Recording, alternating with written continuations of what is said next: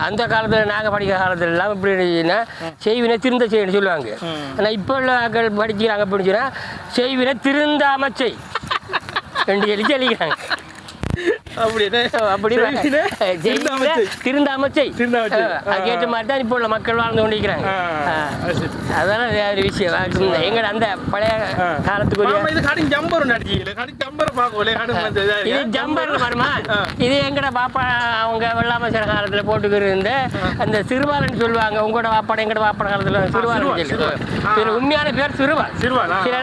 அந்த சிறுவாலை மாத்தி இப்ப என்ன செய்யறாங்க முழங்காடியால கத்திரிக்காய் போட்டு நறுக்கி போட்டு ஜம்பரண்டு போட்டு கொண்டு குளிக்க போறாங்க, விளையாட போறாங்க, இரவையில் படுக்க தூங்குறாங்க, அப்படி எல்லாம் செய்யறாங்க. ஆனா உண்மையான சரித்திரம் என்னச்சுன்னா சிறுவால் தண்ணீர் ஆதிகாலத்துல உள்ள நடவடிக்கை எல்லாம் இப்ப முன்கூட்டி நவீன காலத்திலையும் அது மாறி பிறண்டு வந்து கொண்டிருக்கு. இப்ப நாங்க அந்த காலத்துல படிக்கிற காலத்துல தென்னை மரத்துல மட்டையை வெட்டி ஒரு இப்படி பாடமா சீவி போட்டு கம்பளி போல எடுத்து நாங்க 10 பேர் அங்கால 10 பேர் இஞ்சால 10 பேர்னு சொல்லி நாங்க எரிஞ்சு விளையாடுறோம். அது பேர் என்ன கட்டப்பந்தன்னு சொல்றோம். அந்த கட்டப்பந்த இப்ப வந்த நாகரிகமான காலத்துல நளினமான காலத்துல யூகமான காலத்துல இப்ப உள்ள புள்ளி எழுந்திராங்கன்னா அதை கிரிக்கெட் அடிக்கிறாங்க. விடிய டிவில இருந்து ஜோரும் இல்லாம கரையும் இல்லாம விடிய பார்த்துன்னு இருக்கிறாங்க. சரியான நாங்க அந்த காலத்துல ஒரு குறிப்பிட்ட டைம் 2 மணி டைம் விளையாடா நாங்க போயிட்டு வைத்துவோம். இப்ப சாப்பாடு இல்லாம பசியோடு இருந்து அந்த சும்மா அந்த ஊமை படம் பாக்குறவள் பார்த்து நிற்கிறாங்க. அப்படின்னு இப்ப ஒரு கதையை இப்ப நிறைய பேர் கேட்டுட்டாங்களே ஒவ்வொருத்தரும் ஒவ்வொரு ஊரா அடிப்பாங்க.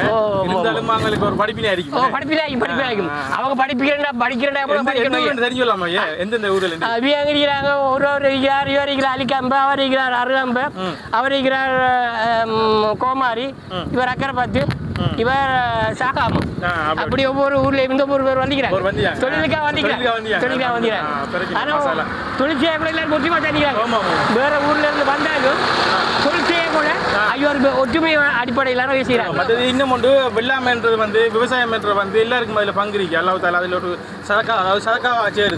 நம்ம பயிர் செஞ்சு பயிர்கள் செய்யறது, அதாவது வெள்ளாமை செய்யறோம். வெள்ளாமை புழுக்கள் பூச்சி கிளிகள் வச்சிகள் எல்லாம் சாப்பிட்டு அதுல மிஞ்சி வர இதுல வந்து நம்ம இல்லாத இலைகளுக்கு கொடுத்து அதுல மிஞ்சி வரதான் நமக்கு அல்லாஹ் நமக்கு கிடைக்கிறது தான் கிடைக்கும்.